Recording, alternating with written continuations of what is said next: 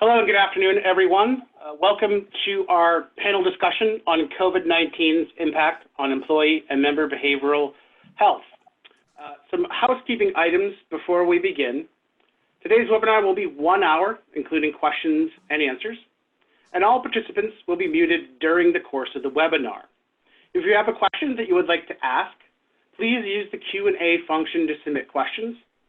We will monitor questions throughout and answer as many as possible at the end. We'd also ask if you could complete a brief evaluation survey at the end of the presentation, as we appreciate your feedback. At this time, I'd like to introduce our moderator for this afternoon. She is Susan Coakley, and she is our interim president of Beacon Health Options. So I will now turn things over to Susan. Thank you, Barry. Appreciate the introduction, and I want to welcome everybody and thank everybody for being here today. I hope this is going to be a really engaged discussion. We have a wonderful group of panelists that I will be introducing in a minute. And before I do so, I just want to provide a from Dr. Prakash Patel, who is the president of the Diversified Business Group at Anthem. That is the organization that Beacon Health Options sits under. And Dr. Patel was unable to be here today, so I'm standing in for him. But I'm really happy to do so in connection with this wonderful group of people that we have here today. So I'm just going to give a few opening remarks to frame things, and then I will jump in with the introductions. So as you all know, our focus today is COVID-19. And you know, the one thing we know from this global pandemic is that it's taught us a lot about the unexpected. For the most part, our businesses and our country didn't see this coming. However, the pandemic has provided us with an opportunity to drive change as we adjust to a new normal. And many people would argue that nowhere is the forward momentum more important than in healthcare, and that includes behavioral health and mental health. So for those of you who were able to join the call before I began, you saw a running slideshow that had some, pretty fascinating data. Most of that comes from the Kaiser Family Foundation on the impacts of COVID-19. And they're dramatic. They're both dramatic, and then I think maybe many of us would agree, dramatic and yet not at all surprising. So from the Kaiser Family Foundation survey, we know that 47% of people sheltering in place have reported negative mental health effects resulting from worries or stress related to COVID. So nearly half the population, that's pretty significant. We know that 21% reported a major negative impact on their mental health due to stress and worry. And we also know that 55% of Americans said that they feel lonelier since social distancing has commenced. So these data are interesting. And they all represent a story. They all represent a personal story of how an individual or a family or a community is coping with this crisis. And as our country continues to struggle with the pandemic, many organizations and many individuals have stepped up to the challenge, as Americans do time and again. Like, we've really stepped up to meet the challenge of COVID-19 head on. And I'm proud to say that the same is true at Beacon. We've been very deliberate in our actions. It was our goal, and I think we're effective in that regard, in quickly adjusting our business practices to ensure that individuals are actually able to receive the care and services they need while quarantining made getting to a healthcare facility impossible or very, very challenging. As an organization, we've embraced telehealth, and we've done extensive outreach to our members to understand their needs and connect them to services. And I would say that during these times, behavioral health care has learned a lot. We have benefited a lot from the lessons we have learned, from the feedback we've gotten from our members and from our providers and from our business partners. And we hope to learn more about that in today's discussion. So that leads me to wanting to introduce our panelists. So first, I'd like to introduce George Bud Wassel. George is responsible for the Employee and Family Resource Program for the Yale New Haven Healthcare System. He's a licensed professional counselor. He's taught mindfulness programs to employees to increase resiliency, reduce stress, and prevent burnout. And Yale New Haven Health System received a corporate award for excellence from the Employee Assistance Society of North America in 2018 under his guidance. So thank you for being here today, George. Next, I'd like to introduce Dr. Quinn No. Dr. No was appointed Executive Director of the Butler Center for Research at Hazelton Betty Ford Foundation in January of this year. She oversees current research collaborations, and she establishes new research collaborations aimed at improving treatment and outcomes for individuals and their families who are struggling with substance use. She also supervises, directs, and conducts the clinical research studies involving Hazelton Betty Ford patient samples and provides research and statistical consultation to a number of areas within the foundation. So thank you for being here with us today, Dr. No. Next, I would like to introduce Marie Chalmers. Marie brings more than 40 years of industry experience in the area of employee benefits. She's an executive vice president with Marsh McLennan. She presently oversees all partner relationships within the employee benefits practice for the Marsh McLennan New England hub. Marie also oversees the health management and underwriting teams within the practice, and she specializes in leading strategic consulting with clients, vendor relationship management, and coordinating best practices for client services. So Marie, thank you for being here. And finally, I would like to introduce Rhonda Robinson. Rhonda is currently the Vice President of Management and Payment Integrity at Emblem Health, where she's responsible for managing multiple contracts across the organization, including the relationship with Beacon Health Options. So nice to see you, Rhonda. Rhonda has demonstrated a proven ability in ensuring the contract functions meet the needs of Emblem Health members. And Chuck Dunn may be joining us, so I'm going to do an introduction in anticipation of his ability. I am actually on, so I can see you guys. Can you not see me? Oh, great. Oh, Chuck, I'm so glad you're here. Okay. Welcome and thank you. Thank you. And I want everyone listening in to know that Chuck is the BNY Mellon EAP manager. He has oversight of EAP vendor contracts and operational responsibility for the on-site EAP consultants. Chuck has more than 25 years of experience in mental health and EAP fields, and he has partnered with BNY Mellon leadership around many issues, including employee substance use disorder, coworker difficulties, employee suicidal ideation, and workplace violence, and more. So I want to, again, thank all the panelists for being with us today.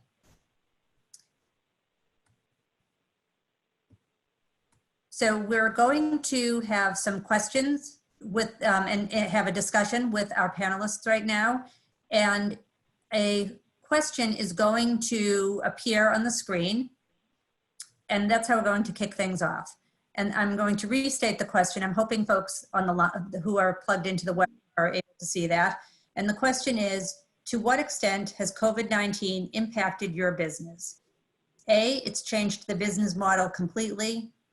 B, it's changed the business model significantly. C, it's changed the business model somewhat. Or D, it's changed the business model not at all. And I'm going to give a minute for that information to be received by us. Once I do, I'll begin with the questions and the discussion among the panelists. I'm going to keep a little time at the end of the program for people to ask questions. Just going to do a shout out to our moderators who we can't see to ask if they have seen, if we have the results from that question.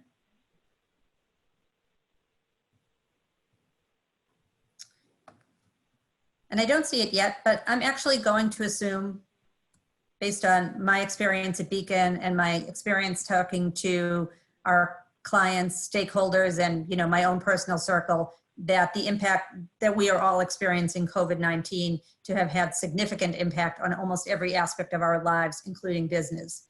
So my question for the panelists is, during this time, have you noticed an uptick in behavioral health service usage or new needs and gaps in the care for your employees or members?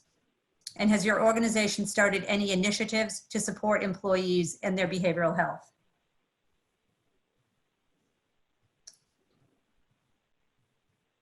Well, I'm happy to kick things off with that. Thank you. As you can see, I represent a large healthcare system, Young Haven Health. We have about 28,000 employees spread throughout the state of Connecticut, mostly, but also Rhode Island and New York. And of course, we're in the beginning most concerned about our frontline workers, those who are patient-facing. And yet, At the same time, because of the demands, and you've all seen it in the news and everything, how much they have been so greatly affected. They're the hardest to reach. And so in the beginning, when we started to look at to see whether or not there was a usage in EAP, that's our program is called Employee and Family Resources. And that's our EAP service.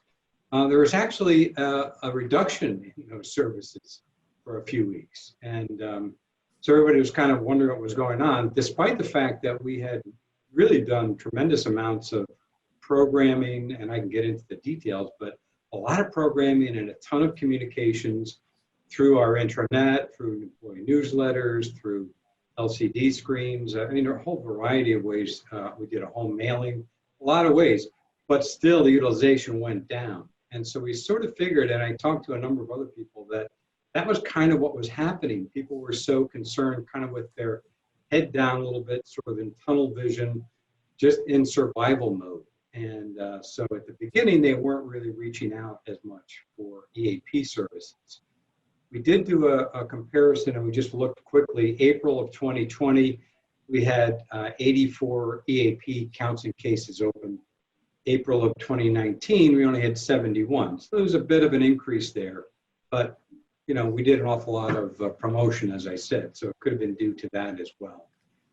But there were a ton of other activities. We did track how many COVID-related inquiries there were. This is kind of interesting. We had 79 COVID-related inquiries to our EAP service center through Beacon through May. And then, as you may know, Beacon had put up a special coronavirus section on the website. We had quite a, I think, good usage there, quite a number of hits to that. It was about over 300 hits and 159 unique users going in to see the articles and the webinars and you know, a variety of great information. So. That's great to hear. And have you seen utilization increase? Have you seen people migrating towards services? Has that trend maintained, or have you observed any differences, or is it too soon to tell? It has increased a bit, but we are going to be looking more carefully at the May numbers, and then of course when we look at the full quarter. But I think we're still a little bit on the low side, so we're kind of anticipating late summer or fall when things kind of get to our new reality, whatever that's going to be. That's when we think we'll start to see perhaps a surge in the utilization. But we're seeing people use it in a lot of other ways as well, too, through our webinars and our meditations, things of that nature. So there's different ways that people are using it, kind of self-help ways in a way. Sure. Susan, if you wouldn't mind, I'd like to add on to what Bud mentioned. Yeah, please, Rhonda. Yeah, so first I'd like to just acknowledge that I apologize, folks are going to see my hands. While we have multiple computers in our house, I am logged on with my phone, so just happy to be here. Here's my hand signal for that. Thank you, thank you. It's all good. Yes, but really, and as Bud mentioned, early on, we saw a significant decrease in overall utilization for our behavioral health services. But we're starting to see that increase, which is a good thing. We know that the effects of COVID, that the isolation and the depression are beginning to kick in or have kicked in for many of our members. So the fact that they're using technology, which is really important during this time, to use the telehealth services that we have available, is key to ensure those members continue to have access to care overall. So part of that is related to, you know, many of the restrictions that were lifted in the state for telehealth services for our members. Yep. We've really seen how beneficial that's been across the board for those members who may not have had services, you know, had this not been available. And we're also seeing a lot of new members who are first-time members actually having behavioral health services. So it's important, and fortunately, we have the technology available for our members to actually continue to have services rendered for mental health. Really interesting, Rhonda, and I'm going to dig in on that in the remaining 45 minutes in a couple of ways. I'm going to dig in a little bit about telehealth. I'd like to dig in a little bit about new users and stigma, and you know what we're seeing. Yes. Anybody else any other panelists have information or data to share or observations to share on how people are using services? This is Chuck Susan, Dunn I from would say BNY that, Mellon. oh, go ahead, Chuck. I was just going to say that I don't have data, but I will tell you this, that BNY Mellon is a risk-averse company. And when we started to talk about using media like video counseling, there was a real reluctance on the part of this company to do that. We actually approached that subject about 3 years ago, and they didn't want to hear it. Well, when COVID-19 hit, that changed dramatically. And so I'm happy to say that we are doing video counseling. We have the luxury of having 5 on-site counselors that work for Beacon Health Options, but are located in our facilities. And we were immediately able to turn them on as far as video and telephonic counseling. We immediately increased our number of sessions from 5 to 10 sessions with Beacon so that we could allow for no interruptions. And we did that throughout 2020. So that will be in effect until December 31st. And then the last thing that we saw, like what Bud suggested, our numbers initially were low. They came back to normal. And now we have seen a dramatic increase in organizational services activity. And to the point that if we get the influx of what we expect to be happening as we return to office, that being a greater increase in depression, anxiety, and loss situations, I'm not sure how we'll handle all that, to be quite honest with you, because we are booked solid right now. And so if we add in additional case activity, it'll be a challenge for sure. Yeah, great. Thank you. Fascinating. Marie, you were going to share as well. Sure. I just wanted to add that in the data that we look at, for our clients, which is across, all sizes, but the increase in telehealth services has gone up by almost 40% based on an aggregate level. And if you look at the top, the top 3, behavioral health and mental health issues are in one of the top. And I think, this situation obviously created, new stresses on employees that they weren't experiencing before, sort of the fear of the unknown. They ended up having work, stresses not only from work, but working in the home. They're balancing school-age children, trying to continue that process, as well as, their family and work responsibilities. So it's really exacerbated, and, companies are really looking at ways to put flexibility into their plan so that employees can, better sort out and find resources that will help them deal with those pressures. I agree with those insights. And I also have to call out, I always try to keep it in mind. I do feel so badly for the parents with kids, the little kids, those struggling who have become teachers at home, never thought that would be part of their job description. But I equally worry for those who are living alone and loneliness and the impact of that. We cited that statistic on the slides. We talked about that. We're also seeing some stresses shown in school-age children. Not that, they're happy at home, but they miss their friends, and they're starting to show some signs of that isolation and depression. And that's certainly a need that needs to be addressed going forward as we look into the fall, and it's still unknown as to how the school situation is going to look for them. It's a really important insight. So I'm going to share Beacon's data, and then I'm going to pivot from loneliness to substance use, because I think there's probably a connection and an interrelatedness there. But just want to share that what you all have described is what we are seeing at Beacon as well. In the first coming weeks, the first couple of weeks following, the middle of March to say the middle of April, we saw quite low utilization, and that was across the board, both on an inpatient and on an outpatient basis. I would say inpatient utilization continues to be a little bit lower than would be the norm in a typical year, but the outpatient utilization has picked up. We've seen an increase of about 35%, which I think is just what BNY has seen. And Marie, consistent with your statistics, a significant increase in utilization in telehealth. Last year, telehealth at this time comprised about 1% of Beacon outpatient services, and it now represents almost 20%. So really significant move. All right, so we have some great questions. So I'm going to keep driving ahead here. And the next question, Dr. No, I think this question would be great. It would be wonderful to hear from you. So we talked a little bit about loneliness. We know that can be a trigger for substance use concerns. What are your concerns, or what resources do you think are important for people living with substance use disorders right now? Thank you, Susan. So absolutely, loneliness is a concern, but also for those who live in families where they, we've sort of been hunkered down and almost trapped in our homes for a number of months now. And if there are triggers around the home, or if there are conflictual relationships in the home, that those can also be really stressful for individuals.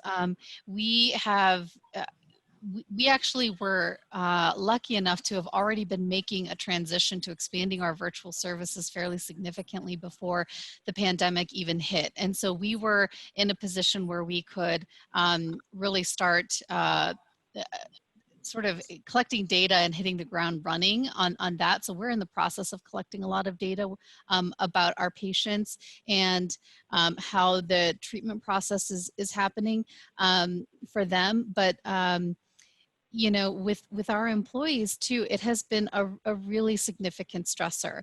And so I don't have access to the data necessarily about the specific increases, but we have seen an increase in overall EAP use by our staff, and just the transition for our clinical providers from in-person to counseling. I actually held a series of meetings. They were almost like group collaborations, group supervision type setting. I'm a clinical psychologist by training, where we talked about how in-person is different from virtual, and how do you manage that as a clinician.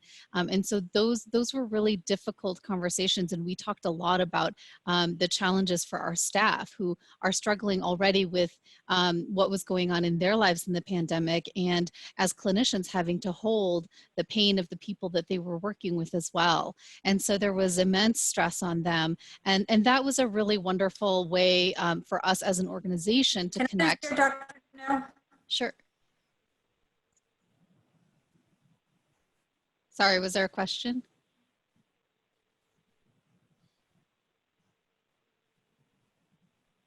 We might have got Zoom bombed. Yeah, I don't know.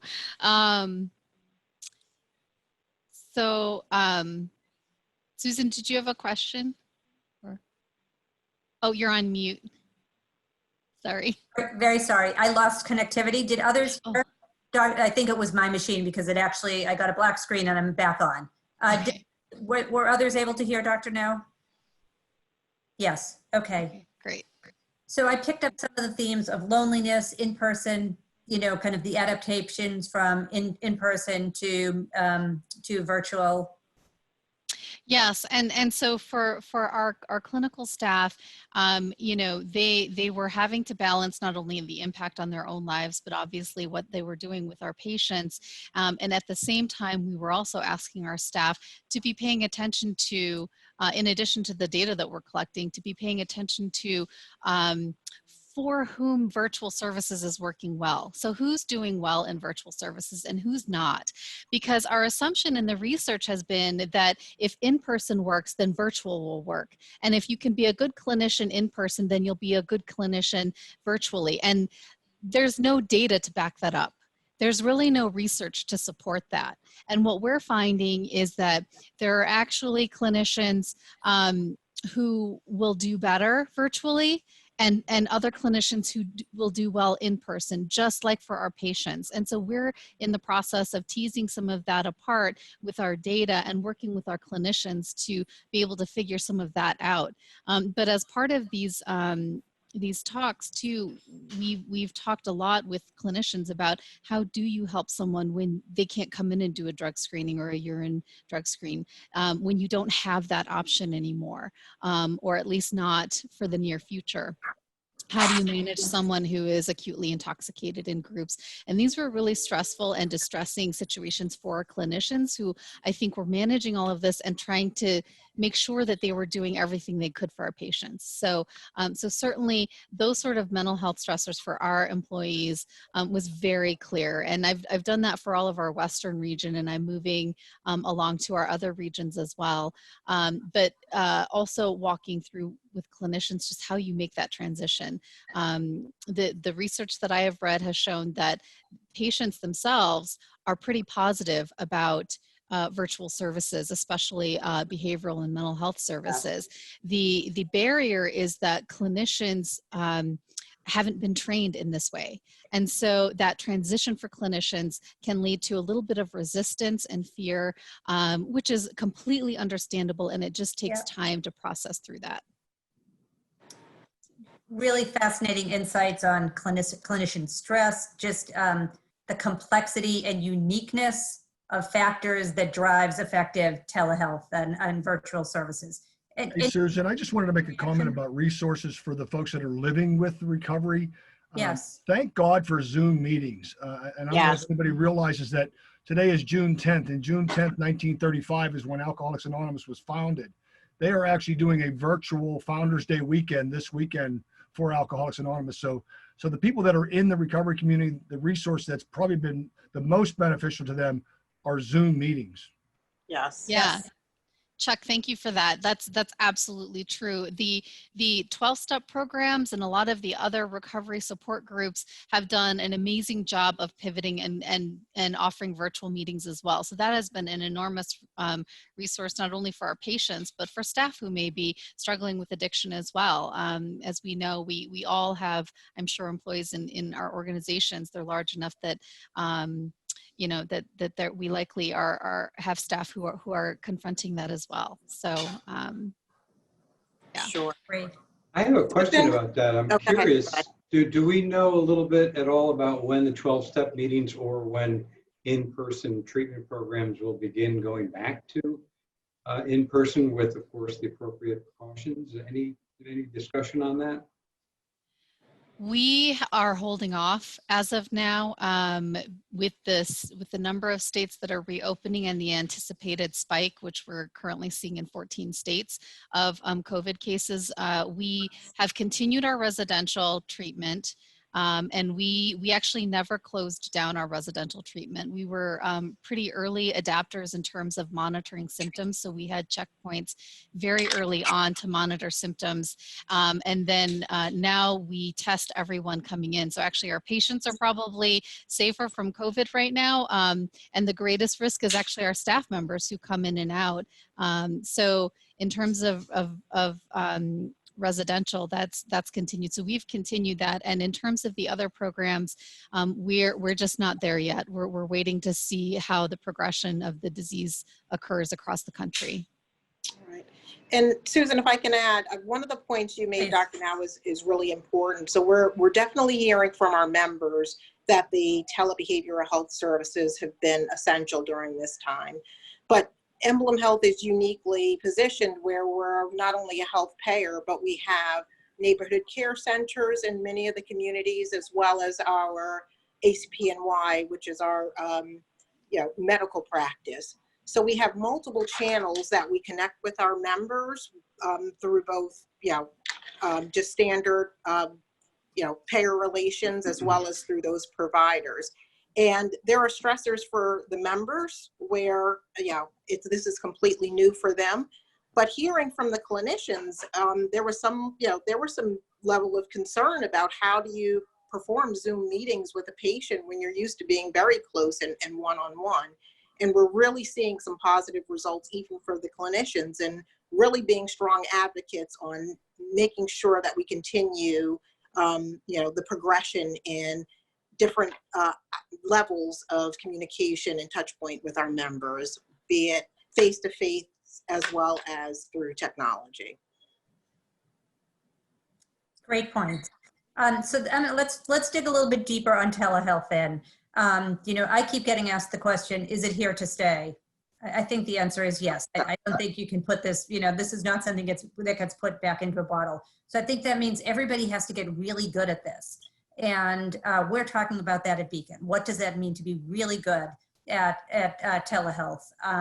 Does anybody want to jump in? Anybody want to opine? Because I think it's a long list of skills that we will need to collectively master. And I think it relates to providers and consumer education, because, bring everybody along in this journey. Yeah, I mean, that's part of what we're looking at our study here at Hazelden Betty Ford is around what factors will make strong skills for virtual clinical services. And so we are measuring a number of things that I think will be really important. So before even before even the question of, what skills we need to look at all the variety of skills. I don't think that anyone has really looked at an entire pool of clinical skills and measured it and compared virtual to in-person.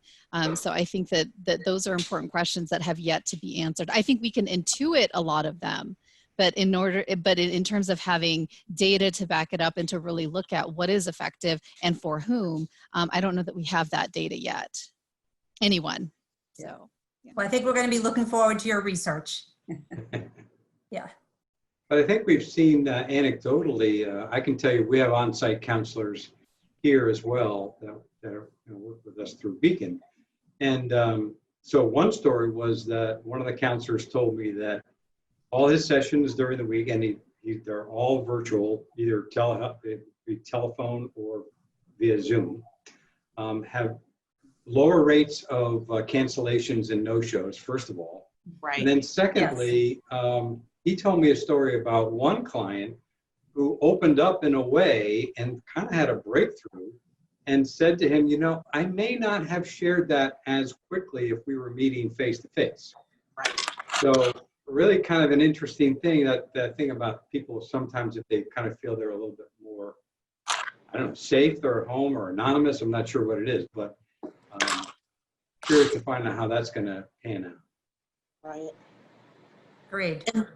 But if I can add one piece to that, we also, one of our largest clients is the city of New York.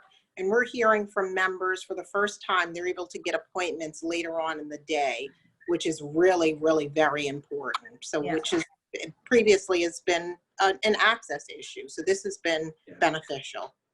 I also think it's a really important tool for people that have multiple conditions, be it a behavioral health condition that requires multiple meetings, multiple appointments, which is an eating disorder, where you see a counselor, a nutritionist, and a PCP, or other conditions where you're seeing your PCP or a specialist. That's a lot of meetings, a lot of appointments to have to juggle around a work schedule. So I agree with you, Rhonda, in terms of, if you can the parking, run to your car in the parking lot, if you can squeeze an appointment in earlier or later in the day, makes a big difference for folks. Absolutely. And I think, some of the stats that we've seen, maybe come out from the COVID situation, but just some recent data that came out of a Catalyst report, show that, 80% of workers that had, a mental health issue, they typically waited 8 to 10 years before treatment. And the only thing that would bring them to treatment was some other issue that became so, difficult that they had to deal with. And then the mental health condition was uncovered and they were able to treat that as well. And, and part of that's sort of removing the stigma. So, and if we begin to look at it as like any other condition and treat it like that, it makes it easier for people to open up and seek the care that they need earlier before the significant event happens by not treating it, on a timely basis. And so I think it's, telehealth is definitely here to stay, and using this access for, mental and behavioral health treatment is going to be absolutely a game changer. I'd just like to add one thing for you, Susan, and that's from a corporation perspective. The reality is we're not going back to the offices anytime soon. And at the earliest, we are going to reconsider in September. We will probably not go back into our offices until 2021. So I think you're looking at least in the short term, that this is here to stay. And I think people have gotten used to it and accustomed to it. And I got to believe that it's going to continue as we move into 2021. I think you're right, Chuck. You know what, and that's a great setup for a question that came in from somebody listening in on this webinar. And the question is, do you have any recommendations for specific tactics to help introverted employees when the office has been the center of their social world and now they don't have any interaction that they can rely on?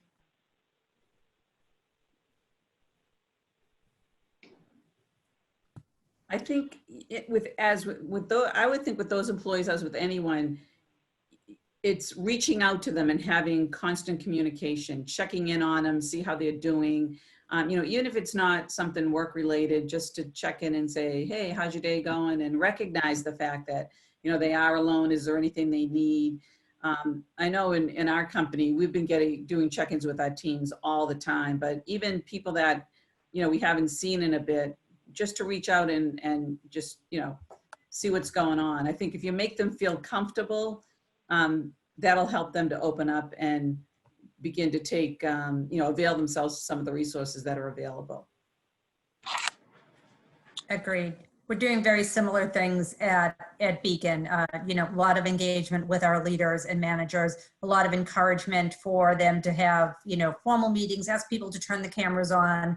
You know, I shared with the group earlier, I was a reluctant adopter of the camera, but I really do feel more connected with people. And I make a real effort to wave to people at the end, and that, you know, like that feels real to me. And I've gotten that feedback from other employees. And we also, just as you're suggesting, Marie, tell people to pick up the phone to try to approximate passing somebody in the hallway. And there's a virtual equivalent of that, which is picking up the phone and saying, just saying hello, not calling about the, you know, what's in the inbox, just calling to say hello. Sure. And I know for us, our communications team and human resources was really key in training people. I mean, it's even difficult for a manager to manage through Zoom meetings and to explain to your staff, so how to do it, you know. And it's okay if, you know, my son comes running in and asks me to cut up an apple, or my dog starts to bark. It's inevitable in this environment. People need to feel comfortable in their homes to be able to get the work done and be very productive. So it's just a little different than being in the office, but ensuring that we have the face-to-face time is key. And it really has come from our communications and human resources partners leading that charge for us as an organization. It's a great point. I think the HR and communication teams have been kind of the unsung heroes in this crisis, you know, kind Absolutely. of really to the center of the work. Yeah. I'm going to share another question that has come from the audience. This must be from another HR colleague. And Rhonda, this might be a good question for you, given the customers that Emblem serves. But the question is, according to the Society of Human Resources Management, more employers are addressing social determinants of health by working on community health initiatives with local businesses and municipal governments. Examples include subsidized transportation, on-site wellness programs, and more. Do you feel that social determinants of health are becoming a focus for employers? And if so, what initiatives are underway or might be underway at your organizations? Absolutely. I mean, one of the things that I learned that we were doing at Emblem Health is we partnered with an organization called Medley. And what Medley does is for our members that have medication for substance abuse or even mental health, they'll actually bring the medications to the members. So those are the kind of things where we're trying to get out into the communities so that there are no barriers to care for our members. And definitely working with our partners at ACPNY, who have the touch points in the communities where our members actually live. So while the members can't go into the office, they're still able to see their same providers of care. So it's working not only with our providers in our offices, but using different touch points in the communities to make sure that we're still continuing the care necessary, or the care that our members need during this very difficult time. It's great. I'm going to follow up with you later. I'd love to hear more about that vendor. Sure. So, you know, I think one of the many things we've learned from this crisis is with respect to social determinants of health, there has been a significant disparity between the impact of COVID-19 on Black and brown communities compared to white communities. And that realization has been painfully further underscored through the traumatic events of the last 2 weeks with the, you know, very public, very visible death of George Floyd with his killing while he was in police custody. And I think these are two incredibly traumatizing and sustained events. And I see them coming together. You know, individually, they would be milestone events for our country. And together, they are just really enormous. So any thoughts, how are your teams and your organizations reacting to this? What are you planning for in the future in terms of behavioral health needs? And are you willing to share anything about what you're doing to lead your organization and your customers through these significant crises? So on our team at the Butler Center for Research, I actually have led during some of our staff check-in meetings, conversations around what's happening. So when the pandemic hit, we talked about, just the stressors and processing with each other as a team, how we were all feeling and just sort of helping each other go through. And initially with the pandemic, we were checking in twice a week regularly for solid blocks of time, and then reducing as we needed, as people sort of started settling in. And then with the current unrest, and already we had conversations about the disparate impact of COVID on communities of color, particularly Black communities in the US. And so that was already in the forefront of our mind. And then with George Floyd's murder, we continued that discussion. And we have very frank conversations with my staff who are primarily white, but we have frank conversations about white privilege, about why there's so much anger from communities of color, about the treatment and the structural violence that they experience. So I think it's really important to have those conversations. They're not always easy. People don't always agree, but I think we need, as leaders, to model that process of talking about this in a reasonable way and in a calm and an educated way, so that it's not all driven by emotion. But and we've had communications from other areas of our leadership, our CEO, our executive leadership team, and we have really been in conversation as leaders about how do we actually do different. So it's one thing to say, we support communities of color, we're, anti-racist, whatever languaging there is that so many companies put out, but what are you doing as leaders to actually make those changes and to actually make sure that there are structural differences and changes in your organization? And that's where I think is really important. I had a lot of conversations with people who were like, we don't know what to do. We know this is a problem. We know this is bad. We don't know how to fix it. And so, I think we have to focus on where we have control and where we have power and make sure that where we are is better. And if we can all do that, I think that will, that will help the situation overall, if we can all do that. But those are the kinds of conversations that we had, but the amount of emotion that came out of the rioting, the looting, and the what happened with the peaceful protests has just been enormous. It's been really deeply felt, and I would say I've connected with colleagues who are in medical systems elsewhere, and I would say as leaders, I would really encourage people to be there for everyone, all staff at all levels, because there are lots of staff of color right now who are getting backlash from their colleagues that is not detected by leadership. So we're talking, schedulers, nurses, cleaning staff, all of the staff of color that are out there, I have been hearing, are getting incredible backlash. A lot of racist talk when no leaders are around. And so I would really encourage everyone to just be very aware of that and what's happening, because they're afraid to speak out. The staff of color are, because they're already getting backlash and they don't feel that leadership will protect them. Wow.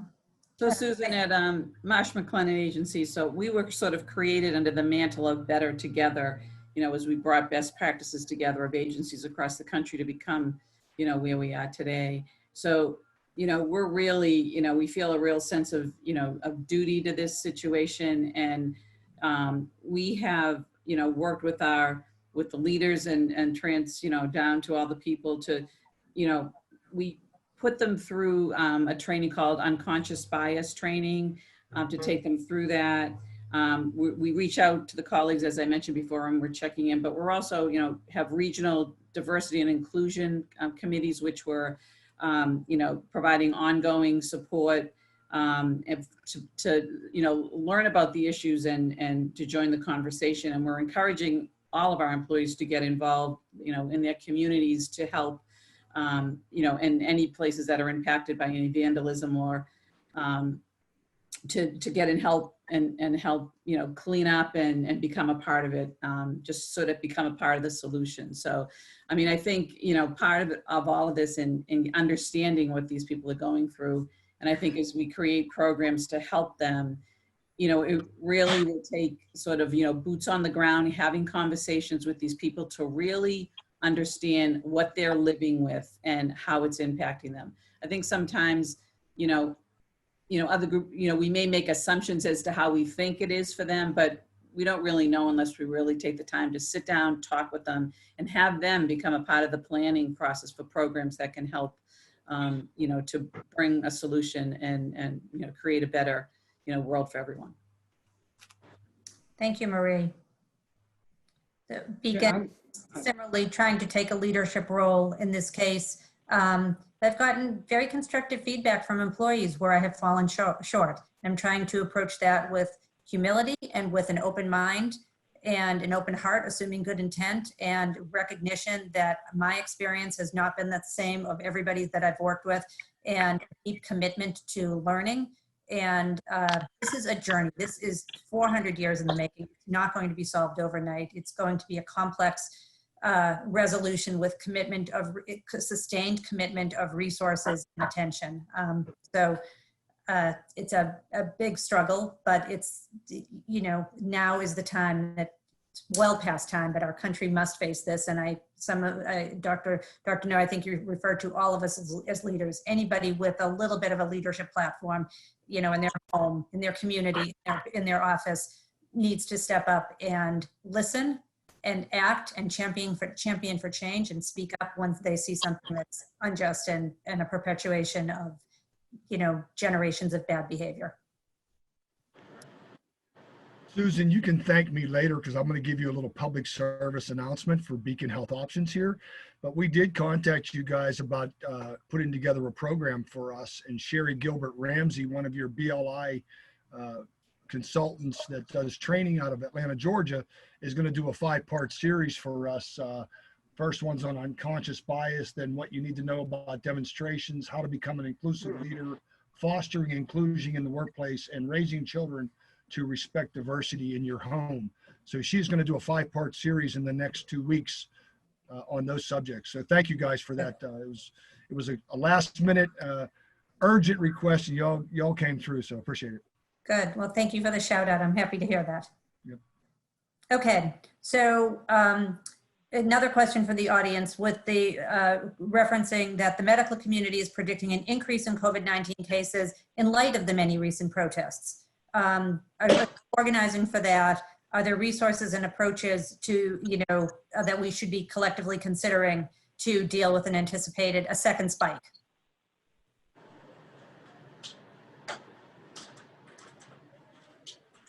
I'm thinking of the many alphabet slides I've seen. Some think it's the Nike swoosh, some think it will be a W, the spike is up, down, and then it'll go up again.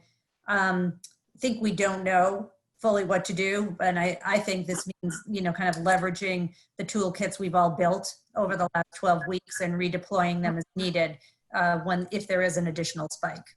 Yeah, I think, the proof will come in the data once we begin to see, that surge. And I think they're preparing for it because everyone, they're expecting to see it. So 2 weeks from the point at which, we saw, those opportunities where you might, have a spread of it will be coming upon us probably within the next week or so. So it'll be interesting to see how many hospitalizations, how many tests positive, and then as more tests becoming available, more people get tested, that will also, help determine where that will be.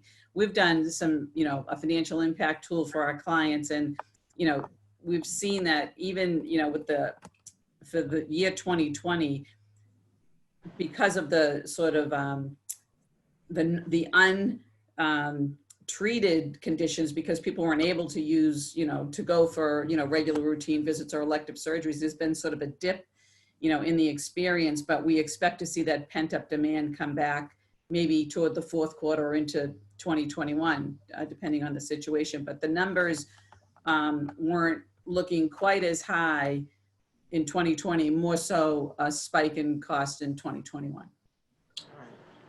Thanks, Marie. Yeah. And, no, I'm sorry, go ahead. Yeah, go ahead. No, another piece I'm really interested in seeing is some of the lasting symptoms that members have. People who've had respiratory concerns related to COVID are still having some, issues with respiratory issues. So really interested to see how the data shows, are you officially cured, or are there chronic conditions that are born based on a prior COVID diagnosis? So data is going to be important for us. Mm-hmm. Great point. And I think the initial data has been, Rhonda, right, that the deaths due to COVID are understated, that some of these, kind of pulmonary type conditions might not have COVID there, but they're directly or indirectly related. Absolutely. Great point. Yeah, and I was just going to say from a healthcare point of view, I mean, we are expecting some sort of reoccurrence, whether it's due to the demonstrations or later on in the fall. So in a way, I think we're kind of prepared for that. We know we've gone through it. We can handle it. So we are looking at the admissions very closely and the rates of testing and positives that come out of that. But the other side of it, I think, is what we're worried about is the effect on employees, because I think we're starting to see employees feel a sense of relief, kind of light at the end of the tunnel. And then if we do go into another surge quickly, I think that will be very, very discouraging. So we'll see. I think they're also know that they're very resilient and they've gotten through it. I agree. Thank you, Bud. Okay, I'm going to try to bang out a few more questions that we're getting from the very engaged audience. So one of our participants is sharing that my mother is 90 and getting her to keep an appointment via telemedicine has been a challenge. Have you noticed that the older individual is more or less receptive to telehealth? Any anecdotal or scientific observations around this one? Rhonda, did you have? Yeah, so what we've done at Emblem is really increased our care management for our Medicare population. So a lot more outreach when we see gaps in care for members who previously were very consistent with their appointments. We've had to do outreach calls to those members and really help them along the process in how to schedule these meetings. Do they have the appropriate technology to have the meeting? So really, really very important, very good question, and really a very important population to continue to monitor.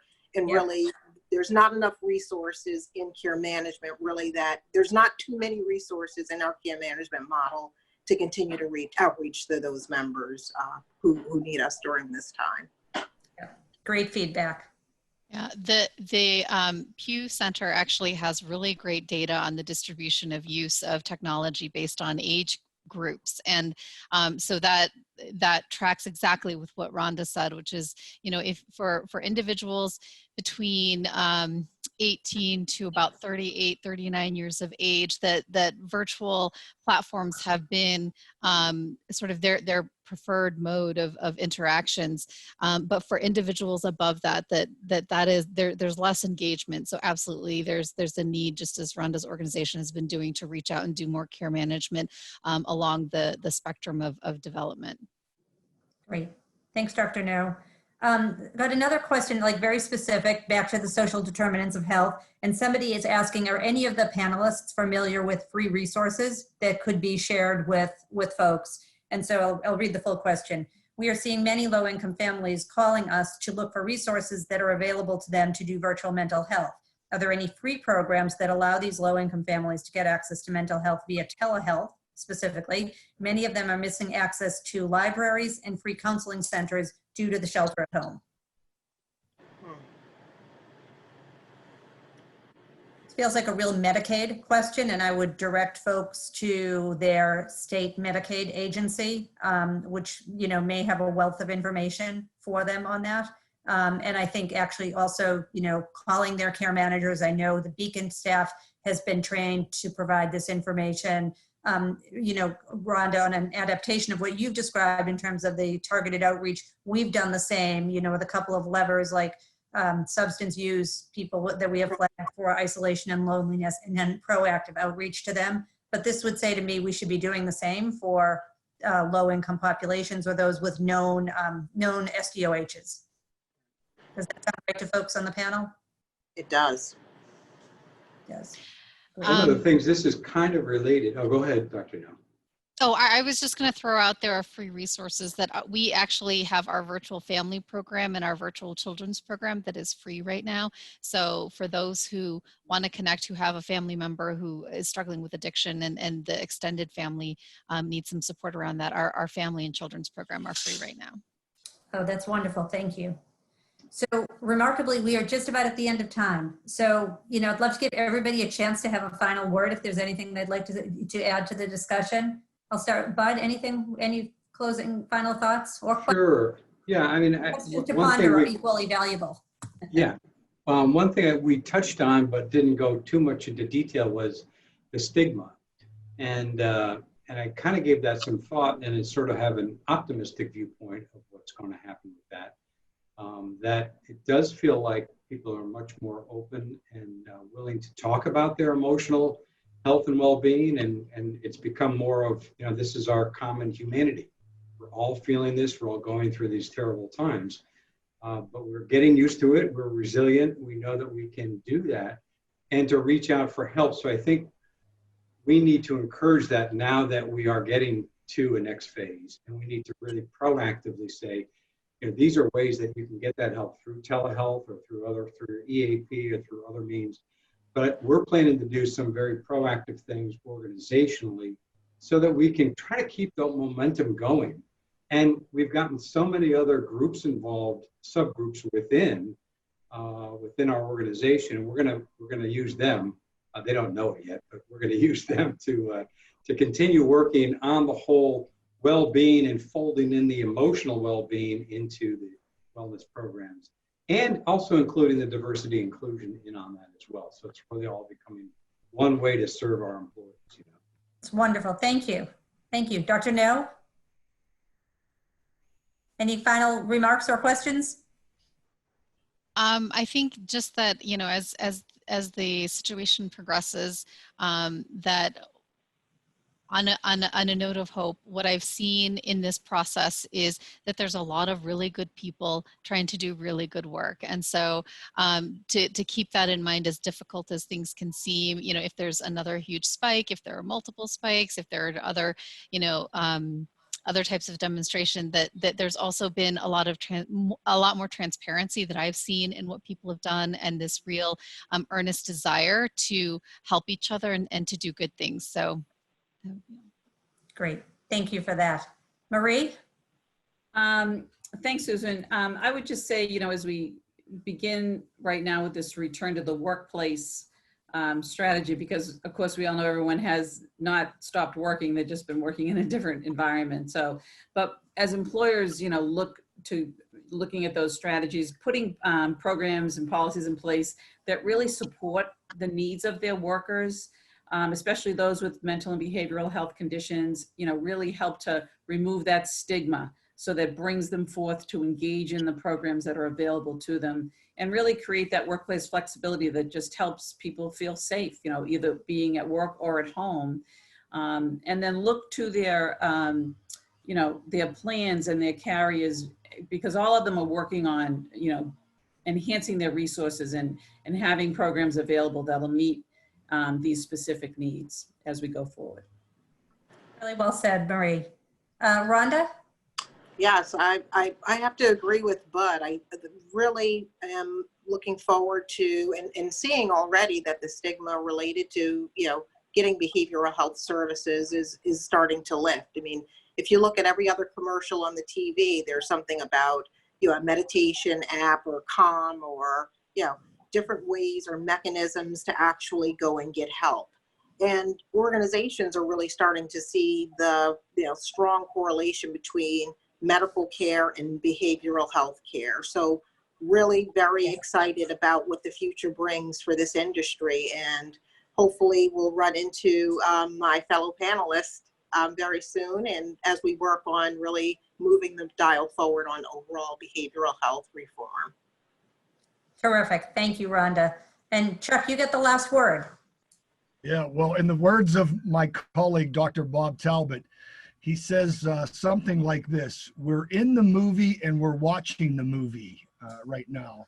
And at least we forget that we are also impacted by everything that's going on. So my challenge to all of us is to continue to take care of ourselves. We're caretakers and we're extending ourselves to others, but it's important to take care of ourselves. And I confirm today that I am going to take my vacation that was previously scheduled at the beginning of July. My team told me, you need a vacation. Good. I'm really glad to hear that. Thanks. All of you, Bud, Dr. No, Marie, Rhonda, Chuck, thank you so much for your insights. I think you helped us, collectively. I hope collectively we have helped the participants, the listeners, take care of themselves a little bit and move the direction of their organization. I know we will be making this recording available to folks. And I think, Rhonda, you said it well as well. I hope this is the beginning of a conversation among all of us, because there's a lot of work here to be built on. So thank you all so much. Have a wonderful afternoon.